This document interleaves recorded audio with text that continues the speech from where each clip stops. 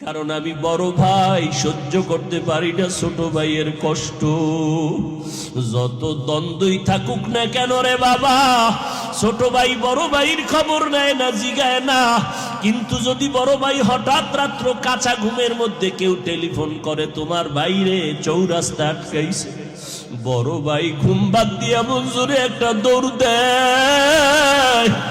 বড় ভাই গিয়া হাত বাড়ায়, কয় খবরদার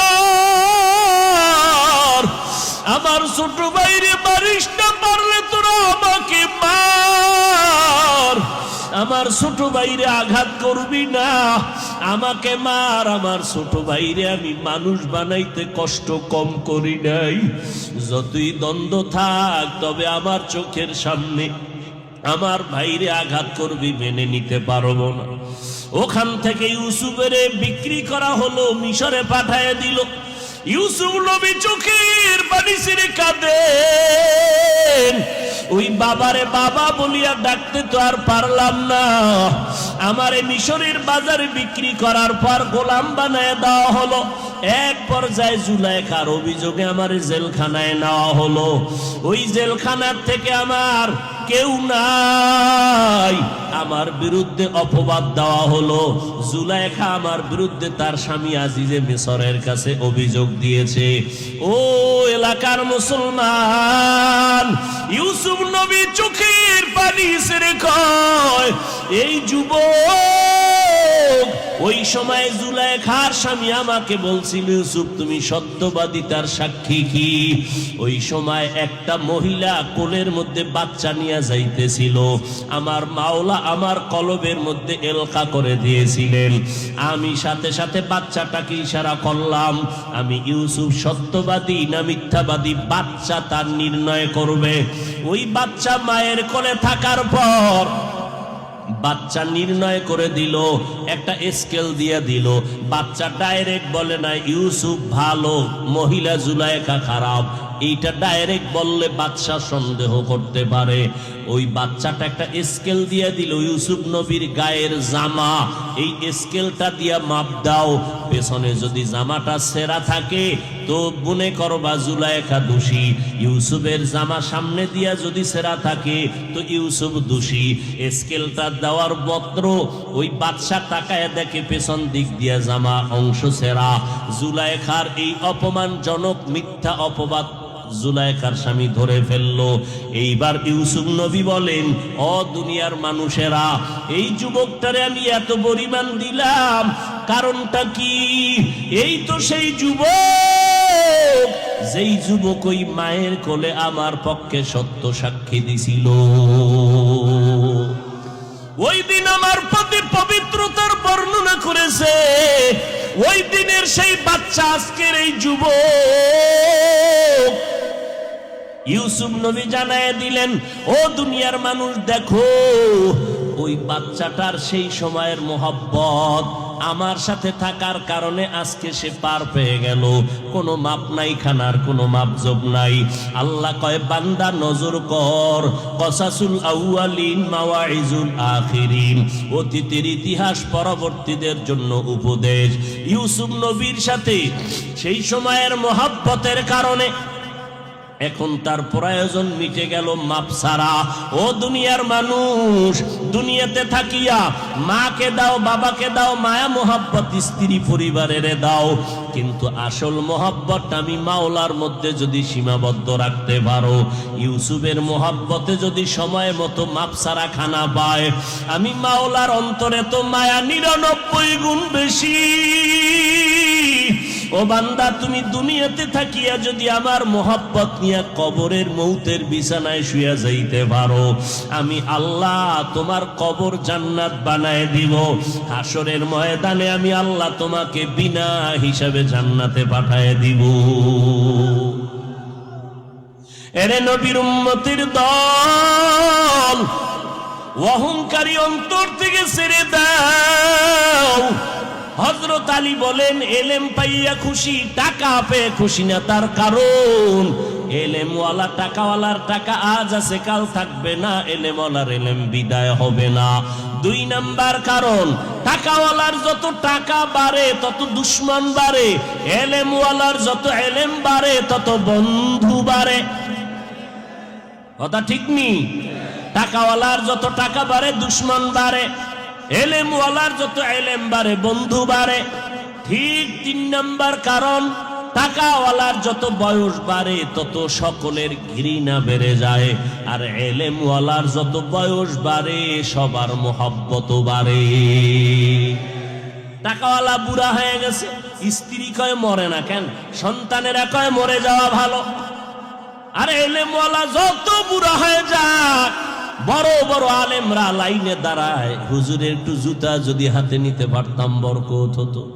এটা এলেমের বরকত।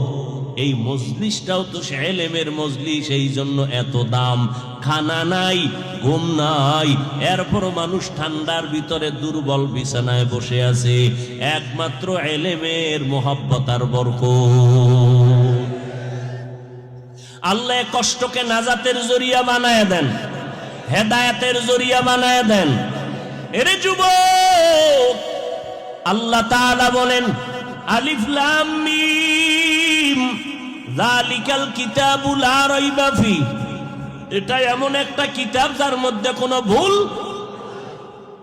আছে? কোনো ভুল? ওই আলেম কেন বলল কোরআনে জাল আছে? এ তো করোনার আগের না, ইদানিং বলছে, এই কয়েক মাস আগে মাত্র বলে কোরআনে ভেজাল। বলে কেমন? হাদিসের থেকেও বেশি। আরো জোরে বলেন। কই দেশের মানুষ তো ঘুমাইতেছে, খবরও নাই। আল্লাহ সারাইছে, দেওবন্দিওয়ালারা যদি এর কিছু কইতো, দুইয়ালাই তো ওই জাতিরা।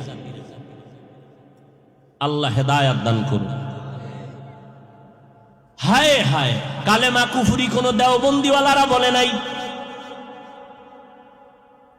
নবীরা ভুল করেছিলেন, আল্লাহ ভুল করাইছিলেন, কোন দেওবন্দিরা বলে নাই। কোরআনে জাল আছে, কোন দেওবন্দিরা বলে নাই। বেশি নফলে বাদাত লাগে না, কোন দেওবন্দিরা বলে নাই। এরপরও সব দোষ হলো দেওবন্দিদের। মাদ্রাসা বন্ধ করার জন্য পায়ে তারা চলছে। আল্লাহর কসম, যে বাতি আমার আল্লাহ জ্বালাইছেন এটা নিভাইতে পারবে না, বরং যারা নিভাইতে যাবে তারা নিজেরাই নিভে যাবে। এর প্রমাণ আছে না নাই? নাম ঠিকানা শুদ্ধ প্রমাণ আছে। আল্লাহ হেদায়াত দান করুন। আল্লাহ বলেন হুদাল্লিল মুত্তাকিন, কোরআন হলো হেদায়াত। যারা আল্লাহকে ভয় করে মুত্তাকিনদের জন্য কোরআন হেদায়াত। আল্লাহ কোরআনের আর এক জায়গায় বলেন হুদাল্লিন নাস, গোটা জগতের মানুষের জন্য কোরআন হেদায়াত। ও যুবক, আমার মাওলার কোরআনটা আজকে দুঃখ, ঘরে কোরআন আছে কিন্তু জানো না কোরআন কি জিনিস, খুলিয়া দেখলাও না। আমার মাওলার কোরআনটা সিনায় লাগাও, সিনা ঠান্ডা হয়ে যাবে। আমার মাওলার কোরআন তাকায় দেখো, চোখ ঠান্ডা হয়ে যাবে। আমার মাওলার কোরআন পড়ো, জেহেন ক্লিয়ার হয়ে যাবে। ওই কোরআনের সাথে সম্পর্ক লাগাও, কোরআন ওয়ালাদের সাথে সম্পর্ক তৈরি করে নাও। এরে নবীর আশেকের দল, ওই কোরআনের তালিম চলছে কোথায়? আজ মাদ্রাসাগুলোর ভেতরে। ওই কোরআন ওয়ালাদের সাথে সম্পর্ক লাগায় দাও। কারণ আল্লাহর নবী বলেন কিয়ামতের দিন এক বান্দার ব্যাপারে আল্লাহর ফয়সালা, এর জাহান্নামের হ্যান্ডকাপ লাগাইয়া এর জাহান্নামে নিয়ে যাও। যখন যাবে ফেরেশতারা টানতে টানতে নিয়ে যাবে। আল্লাহর বান্দা বারবার পেছনে তাকাবে। আল্লাহ বলবে ফেরেশতা দাঁড়াও, এই লোকটা বারবার পেছনে তাকায় কেন? ফেরেশতারা বলে জানি না। দাঁড়াও, কেন তাকায় জানো? আমি মাওলার রহমতের দিকে আশায় আশায় তাকায়। আল্লাহ একটু রহম করেন না। কথা কেমনে করি? আমল নামাটা একটু তদন্ত করো তো, দেখো তো জীবনে কোরআন শরীফ পড়ছেনি? ফেরেশতারা তদন্ত করে দেখবে জীবনে কোরআন পড়ে নাই।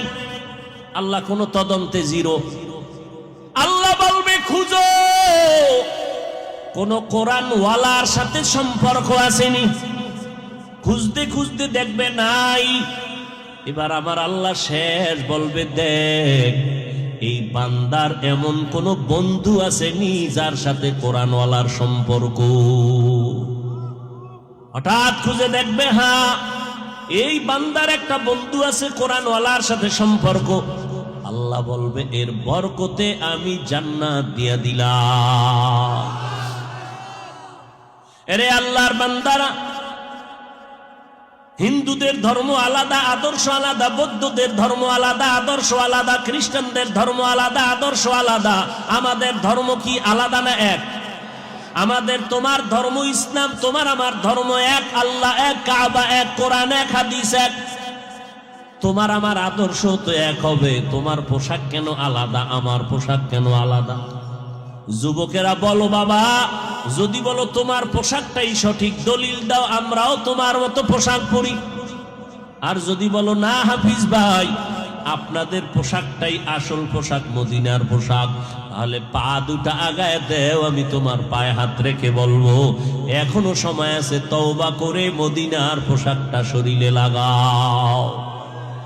মরার পরে কাফন পুরাটা ভরলে লাভ হইবে কি বোরকা? মরার আগে মদিনার পোশাক লাগাইয়া দাও, আজরাইল আইসা যেন দেখে তোমার শরীরে মদিনার পোশাক। ওরে আল্লাহর বান্দা, হুজুরদের কথা আজকে তুমি যতই অবিশ্বাস করো, আমার মাওলার কোরআনটা কি অবিশ্বাস করবা?